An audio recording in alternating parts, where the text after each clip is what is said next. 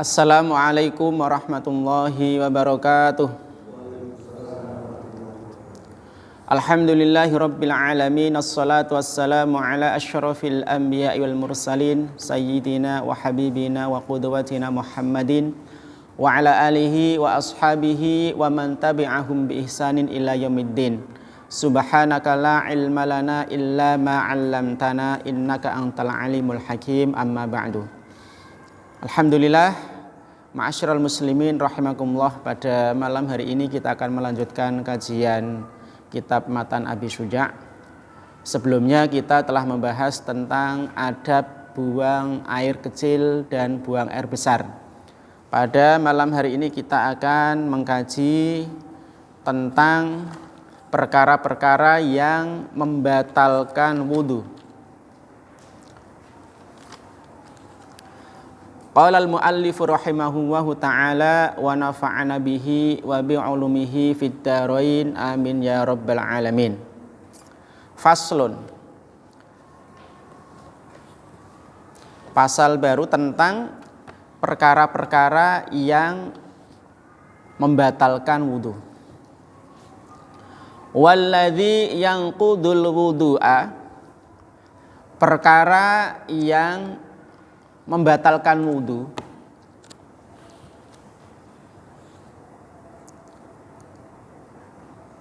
Walladzi yanqudul wudu'a, perkara atau hal yang membatalkan wudu. Sittatu asya'a, ada 6 perkara. Jadi hal-hal yang membatalkan wudu itu ada 6. Yang pertama, ma kharaja minas sabilain. Ma kharaja minas sabilain, apa saja yang keluar dari 2 jalan.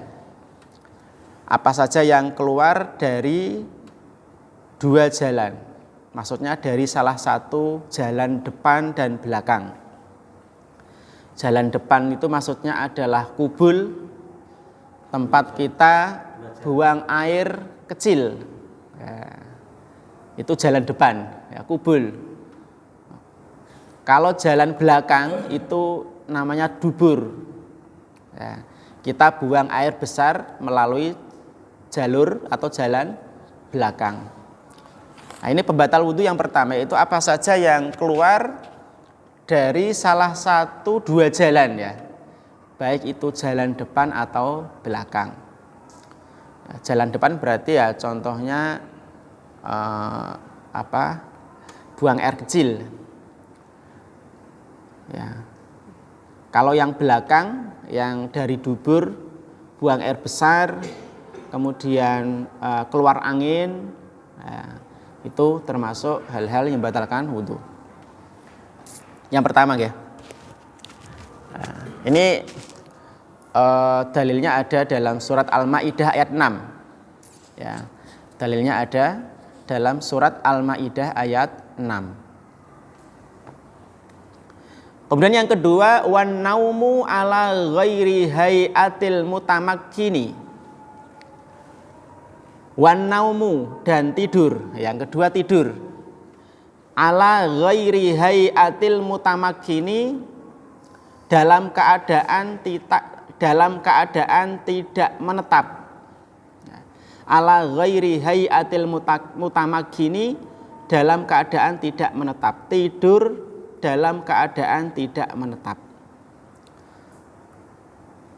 Contohnya misalnya, ya, nek tidure dengan telentang jelas itu, ya. Misalnya tidurnya sambil duduk, tapi geser-geser, ya, pantatnya itu geser-geser, ya, nggak menetap, ya, ini membatalkan.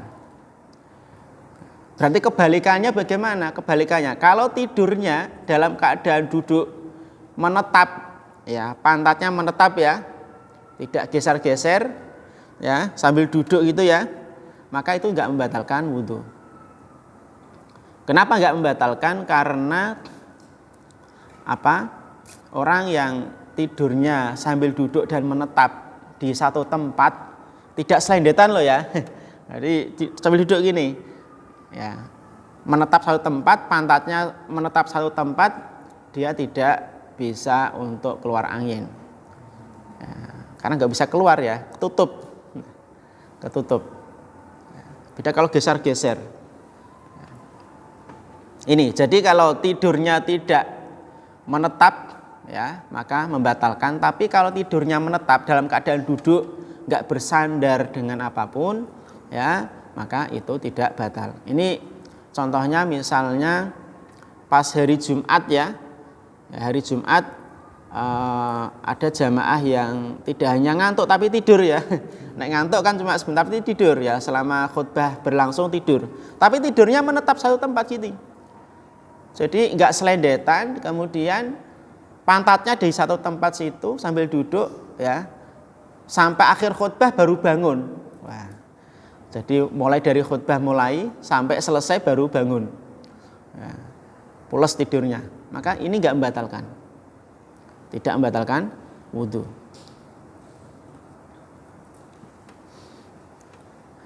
Ini yang kedua. Kemudian yang ketiga, wazawalul aqli, hilangnya akal. Hilangnya akal. Bisukrin, disebabkan karena sukrin, ya, itu disebabkan karena apa, ya, sesuatu yang memabukkan. Sukrin, ya, sakaro, ya, sesuatu yang memabukkan. Bisukrin disebabkan sesuatu yang memabukkan. Misalnya habis wudhu mengkonsumsi makanan atau minuman yang membuat dia mabuk, maka wudhunya batal karena bisa menghilangkan akal. Akal jadi tidak waras. Au marodin, atau disebabkan karena penyakit. Nah, ada penyakit yang membuat seseorang itu sampai pingsan. Ya, ada yang pernah mendengar, ya, penyakit ayan, epilepsi. Ya, kadang itu sampai kejang-kejang, kemudian orang yang terkena penyakit itu kemudian nggak sadarkan diri, pingsan. Maka ketika pingsan itu berarti wudhunya batal. Ya, wudhunya batal. Ini yang ketiga. Jadi hilangnya akal disebabkan karena bisukrin, ya, sesuatu yang memabukkan, ya, atau juga sama, ya, orang yang gila itu sama juga, akal tidak waras toh, ya. Misalnya habis wudhu mau sholat, ya, gilanya kambuh, maka batal, ya, batal wudhunya karena akalnya hilang, ya, tidak waras. Kemudian yang keempat, walam surrojuli,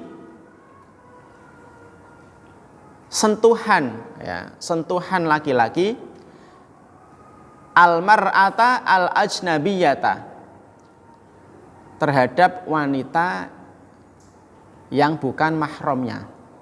Walam surrojuli, ya, sentuhan laki-laki, almar'ata al-ajnabiyata, terhadap wanita yang bukan mahramnya.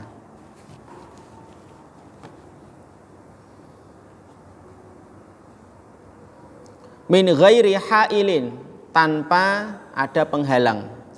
Maksudnya langsung, ya, kulit ketemu kulit. Tidak ada penghalang antara kulit si lelaki dan si wanita atau si perempuan.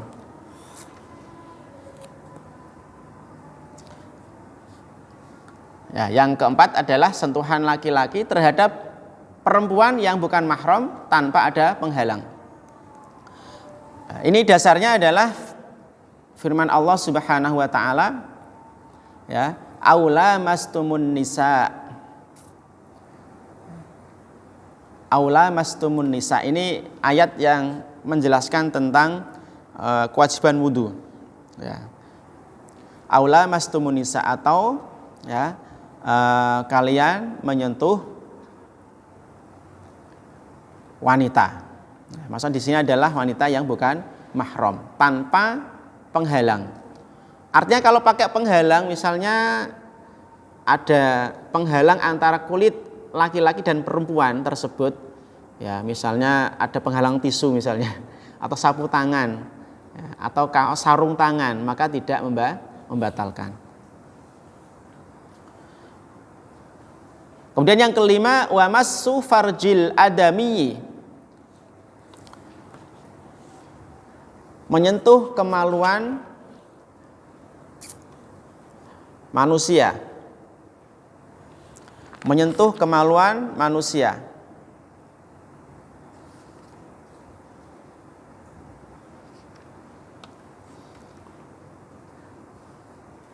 Baik itu, mohon maaf, kemaluannya sendiri, ya, kemaluan sendiri ataupun orang lain, ya, baik kemaluan sendiri atau orang lain.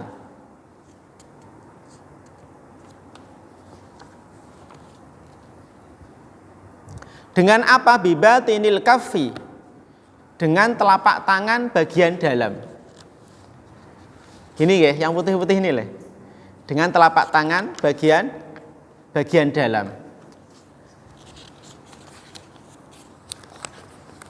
Dengan telapak tangan bagian dalam. Artinya apa? Berarti kalau yang ini ya, punggung telapak tangan yang dipakai untuk menyentuh berarti enggak batal. Bibatinil kaffi, ya, dengan telapak tangan bagian dalam. Jadi menyentuh kemaluan manusia dengan telapak tangan bagian dalam. Ya, ini berlaku untuk ya, kemaluan sendiri ataupun menyentuh kemaluan orang lain. Contohnya misalnya seorang ibu, ya, menceboi anaknya masih kecil, berarti kan menyentuh ya, maka batal wudunya, ya, batal wudunya. Ataupun mohon maaf, menyentuh kemaluan orang yang sudah meninggal juga sama, ya, membatalkan wudu. Ini yang kelima, menyentuh kemaluan manusia dengan telapak tangan bagian dalam, berlaku untuk kemaluannya sendiri ataupun orang lain, ya, juga berlaku untuk kemaluan orang yang hidup atau orang yang mati.